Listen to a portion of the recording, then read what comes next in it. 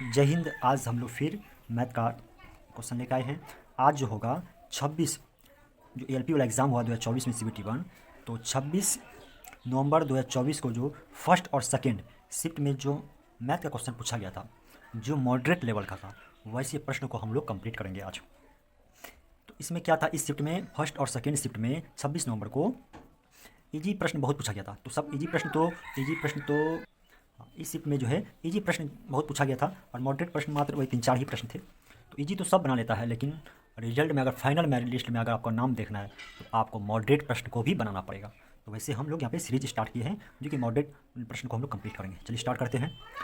1 से 70 तक दोनों संख्याओं को शामिल करके, दोनों संख्या का 1 और 70 दोनों को शामिल करके कि कितनी प्रतिशत संख्या, देखिए कितनी प्रतिशत संख्या का इकाई अंक 1 या 7 है। तो कितना प्रतिशत है, देखिए क्वेश्चन बहुत अच्छा है। ये मेरे ख्याल से ऐसा लग रहा है कि रेलवे में पहली बार ऐसा इस टाइप का क्वेश्चन पूछा गया है। तो 1 से 70 तक क्या पहला संख्या लिखना है जिसका इकाई अंक 1 होना चाहिए और दूसरा इकाई अंक 7 होना चाहिए। तो सबसे पहला इकाई अंक 1 वाला संख्या लिख लेते हैं हम लोग। एक संख्या तो 1 होगा, दूसरा 11 होगा, तीसरा 21 होगा जो इसका इकाई अंक 1 है। उसके बाद 31 इकाई अंक 1 है, 41 इकाई अंक 1 है, 51, उसके बाद 61। चूँकि 70 तक बोला गया है तो 71 नहीं लेंगे। इकाई अंक 1 वाला लिख लिए। अब आप लिखना है इकाई अंक 7 वाला। इकाई अंक पहला संख्या 7 होगा, दूसरा इकाई अंक 17 होगा, तीसरा हो जाएगा 27, इसी प्रकार 37, 47, 57 और 67। तो इकाई अंक 7 वाला हो गया संख्या, इकाई अंक 1 वाला संख्या होगा। तो कुल कितना संख्या हो गया, कुल 1 2 3 4 5 6 7 7 2 14, कुल संख्या निकल गया हमको 14 संख्या कुल निकल गया। कुल 14 संख्या निकल गया। क्या निकालना है कि कितनी प्रतिशत संख्या का इकाई अंक 1 या 7 है, ये निकालना है। प्रतिशत निकला है, कितना प्रतिशत संख्या है। तो कितना संख्या होगा टोटल, 1 और 7 वाला कुल जो संख्या निकला है वह 14 निकला है। कितना संख्या तक कह रहा था हमको, तो 1 से लेकर 70 तक कह रहा था, तो 70 नीचे आ जाएगा, गुना कर देना है 1 से, बस 14 5 70, 5 से कट गया 20, तो कितना प्रतिशत निकला, तो 20% जो निकलेगा इसका राइट आंसर होगा। देखिए इस टाइप का क्वेश्चन हम लोग इसी तरह से कंप्लीट करेंगे। चलिए इसका आंसर हो जाएगा ऑप्शन नंबर ए। बहुत अच्छा प्रश्न था ये, बहुत स्टूडेंट नहीं बनाया ये प्रश्न को, और या तो गलती कर दिया है, बनाया है तो गलती कर दिया, या तो नहीं बनाया है। दूसरा कह रहा है रवि और कुमार एक असाइनमेंट पर काम करते हैं, ठीक है। रवि को कंप्यूटर पर 32 पृष्ठ टाइप करने में 6 घंटे लगते हैं, जबकि कुमार को 40 पृष्ठ टाइप करने में 5 घंटे लगते हैं। दो अलग अलग कंप्यूटर पर साथ मिलकर काम करते हुए उस 110 पृष्ठ पर एक असाइनमेंट टाइप करने में कितना समय लगेगा। हमको समय निकालना है कि कितना होगा। तो बहुत अच्छा प्रश्न था ये। चलिए ये आर हो गया, रवि 32 पृष्ठ टाइप करने में 6 घंटे लगते हैं। तो टाइप कर रहा तो ये काम है, काम नीचे आएगा डब्लू, काम जो 32 पृष्ठ टाइप करें तो यह वर्क है, 32 नीचे ले होगा, 6 घंटे है तो 6 गुना पड़ जाएगा। आप कह रहे हैं कि यही काम को कुमार आता है जो कि 40 पृष्ठ काम टाइप करता है और उसको लगता है 5 घंटा। उसको लगता है कितना, 5 घंटा। क्योंकि आपको पता है कि जो पृष्ठ टाइप कर रहा है तो वर्क कर रहा है, तो वर्क नीचे होता है डब्लू। नेक्स्ट क्या कर रहा है, 2 अलग अलग कंप्यूटर पर साथ मिलकर काम करते हो। आप कह रहे हैं इतने काम जो है दोनों मिलकर कर रहा है, यानी रवि और कुमार दोनों मिलकर इस काम को करता है। तो 110 पृष्ठ पर देखिए 110 पृष्ठ तो काम कर रहा है, तो 110 नीचे हो जाएगा।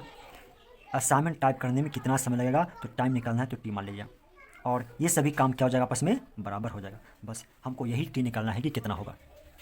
चलिए जब बराबर है तो पहला इन दोनों को लेंगे, पहला इसको और इसको लेंगे। चलिए इसको भी रहने देते हैं, पहला इन दोनों को हम हल करेंगे। चलिए 8 चौके 32, 8 पंचे 40 कट गया, 5 से 5 कट गया, 2 दूना 4, 2 तिया 6, 3 गुना आर तो 3 आर बराबर 2 गुना के तो 2 के। तो आर और के का अनुपात क्या निकल जाएगा, 2/3। तो रवि की क्षमता निकल गया 2 और कुमार का क्षमता निकल गया 3। चलिए अब नेक्स्ट हम बढ़ते हैं। आप फिर क्या करेंगे, इन दोनों को लेंगे, इन दोनों को लेने के बाद मेरा अनुपात निकल गया, अब इन दोनों को लेंगे जहाँ से मेरा टी निकल जाएगा। रवि कितना है कि काम मान 3 है, गुना 5 घंटा टाइम लग रहा था, कितना काम कर रहा था 40 बराबर। अब यहाँ पे रवि और कुमार दोनों हैं, अच्छा ये कुमार था सॉरी, यहाँ पे रवि और कुमार दोनों है तो दोनों को जोड़ देंगे, 2 3 5, कितना समय लग रहा है टी समय, कितना काम कर रहा है 110, ई 0 से 0 कट गया, 5 से 5 कर दिया। आप देखिए करा दिए 4 गुना टी, तो 4 टी हो जाएगा बराबर 3 गुना 11 33। टी का मान निकालेंगे तो इसमें 4 से भाग दे देंगे, 4 से भाग दे देंगे तो कितना हो जाएगा 4 8 32 बचे 1/4, 1/4 बचेगा। आप फिर यहाँ गुना मिनट में निकालना है तो 60 से गुना करें 15 ठीक है। तो इसका आंसर 8 घंटा 15 मिनट में इस पूरे काम को दोनों मिलकर जो है इस पूरे काम को 8 घंटा 15 मिनट में 110 जो पृष्ठ है उसको टाइप कर देगा। ऑप्शन हो जाएगा इसका सी नंबर। बहुत ही बेहतरीन प्रश्न था ये। नेक्स्ट सवाल,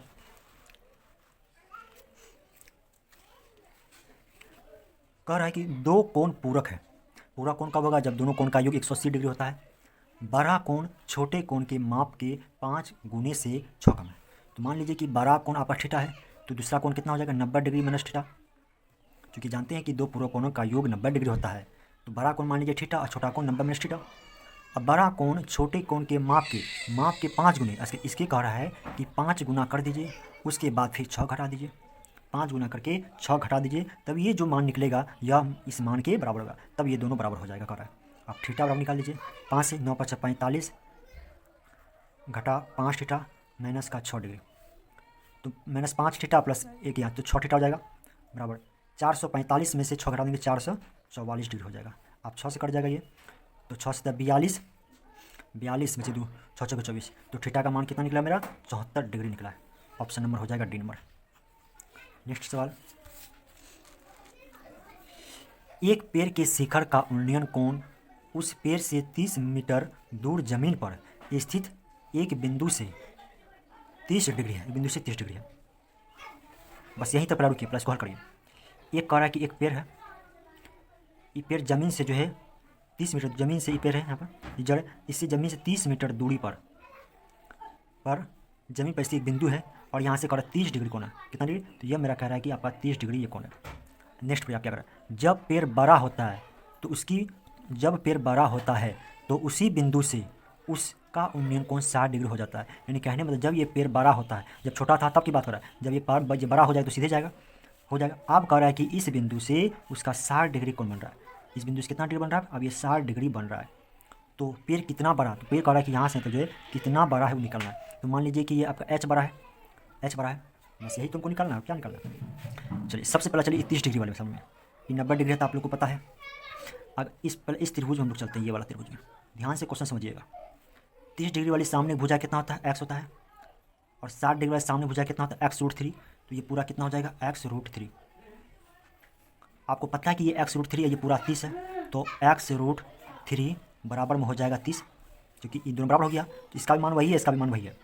अब यहाँ से x का मान निकाल लेंगे हम लोग, 30 फिर गुना में है तो भाग में जाएगा √3। अब परिमाकरण कर देंगे तो √3 से परिमाकरण हो गया, क्या आ गया यहाँ पे 30√3/3, 30√3/3 आ गया, √3 तो 3 आ जाएगा, कट गया। x का मान क्या निकल गया मेरा 10√3। देखिए x का मान क्या निकला मेरा, आप लोग दिखाइए, x का मान हो गया मेरा 10√3 हो गया। चलिए ये निकल गया मेरा 10√3 निकल गया, 10√3। ओ सॉरी यहाँ 300 मीटर था, ओहो ये 300 मीटर दोस्त, 300 मीटर है, तो यहाँ भी 300 कर देंगे, ये भी 300 हो जाएगा, तब यहाँ हो जाएगा 100 हो जाएगा, ये 100√3 हो जाएगा। अच्छा हम 30 लिख दिए थे, 300 है, तो बात वही है, एक जो यहाँ बढ़ा लीजिए, तो x का मान 100√3 हो गया। आप निकालना है, आपको ये निकालना है। आप चलेंगे हम लोग 60 डिग्री वाला पे चलेंगे। अगर ये आपका 60 डिग्री है, 90 है तो 30 है, तो ये 30 डिग्री वाली सामने भुजा कितना है, 30 डिग्री वाली सामने भुजा अगर आपका 300 है, 30 डिग्री वाली, और यहाँ लिखते हैं 60 डिग्री। अगर 30 डिग्री वाली सामने भुजा कितना है 300 है, तो 60 डिग्री वाली कितना हो जाएगा, x√3 होता है, तो कितना हो जाएगा ये 300√3 हो जाएगा। ये पूरा 300√3 हो गया मेरा, यानी कि 300√3 ये पूरा हो गया मेरा। और इसमें से ये x का मान हमको पता है कि 100√3, तो क्या करेंगे 300√3 में से 100√3 को माइनस कर देंगे, कितना जाएगा मेरा 200√3, इसका राइट आंसर चलेगा। अच्छा ये मान जो आप लोग याद कर लीजिएगा, 30 डिग्री वाली सामने की भुजा क्या होता है, 30 डिग्री वाली सामने भुजा होता है x होता है, 60 डिग्री वाली सामने भुजा x√3 होता है। बस ये ट्रिपलेट है, इसको याद कर लीजिएगा। तो इसका मान आ गया 200√3, 200√3 ऑप्शन नंबर सी। बहुत बेहतरीन प्रश्न है। नेक्स्ट सवाल हम चलते हैं। अमिता अपनी सहेली अमृता से 2 वर्ष बड़ी है। अच्छा कह अमृता से 2 वर्ष बड़ी है, तो अमिता ये लिख देते हैं अमिता हो गया, ये हो गया अमृता, ये अमृता, इससे 2 साल बड़ी है, इससे 2 वर्ष बड़ी है। अच्छा, इसको मान लेते हैं हम, अगर इसको मान लेते हैं 2x, माना कि इसको 2x है, इसको मान लेते हैं 2x प्लस का 2। अमृता, अच्छा ये 2x क्यों की, देखिए अमृता के पिता की आयु अमिता की आयु से 2 गुनी है, और अमृता की आयु उसकी बहन की आयु से 2 गुनी है। बहन की आयु से 2 गुनी है अमृता, इस वजह से हम यहाँ पे 2 माने। चलिए यहाँ पे लिख देते हैं अमृता की, इसकी बहन, ये सिस्टर हो गया, ये x साल है। आप करा अमिता के पिता की आयु अमिता की आयु से 2 गुनी है। अमिता की, ये अमिता है, इसकी जो पिता की आयु है अमिता से 2 गुनी है, ये फादर लिख देते हैं। तो इससे 2 गुनी है तो गुणा कर देते हैं, 2 दूना 4x प्लस का 2 दूना 4। तो अमिता के पिता की आयु इतना निकल गया, अमृता का इतना हो गया, और अमृता की जो बहन है इससे 2 गुना है तो उसकी बहन की भी निकल गया इतना। ठीक है, अब चलिए आगे क्या कहता है। अमिता के पिता की आयु और अमृता की बहन की आयु में 43 वर्ष का अंतर है। कह रहा है कि इसके पिता जो है 4x प्लस का 4, इसकी आयु और इसकी बहन, इन दोनों आयु के बीच 43 साल का अंतर है। घटा दीजिए, x घटेगा कितना हो जाएगा 3x, 4 है उधर भी 4 घट जाए कितना हो जाएगा 39 हो जाएगा, 3 से कटा दीजिए 13 3 39, तो x का मान आ गया मेरा 13। आगे क्या पूछ रहा है, अमिता और अमृता की आयु का योग कितना है।